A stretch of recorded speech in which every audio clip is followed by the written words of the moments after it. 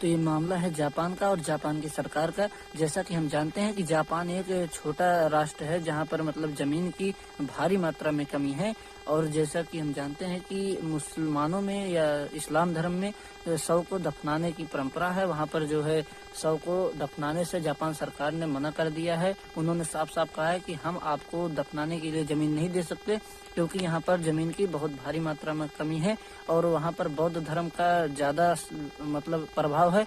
तो और बौद्ध धर्म और हिंदू धर्म में अंतिम संस्कार की प्रक्रिया है, इसलिए हिंदुओं के ऊपर कोई आरोप आक्षेप सरकार द्वारा नहीं लगाया गया है।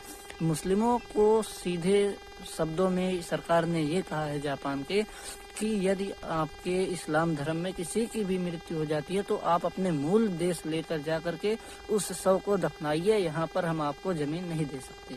तो ये है पूरी मामला। अब आप ये वीडियो देखिए। जापान की सरकार ने अपने देश में मुसलमानों को दफनाने के लिए जमीन देने से, कब्रगाह देने से, कब्रिस्तान बनाने से इनकार कर दिया। जापान की सरकार का कहना है कि मुसलमान जो भी यहां पर हैं, पहली बात तो उनका कहना हमारे तो नहीं, जो यहां पे हैं वो किसी की मृत्यु हो जाए परिवार में, उस शव को अपने मूल देश ले जाएं और वहां दफनाएं।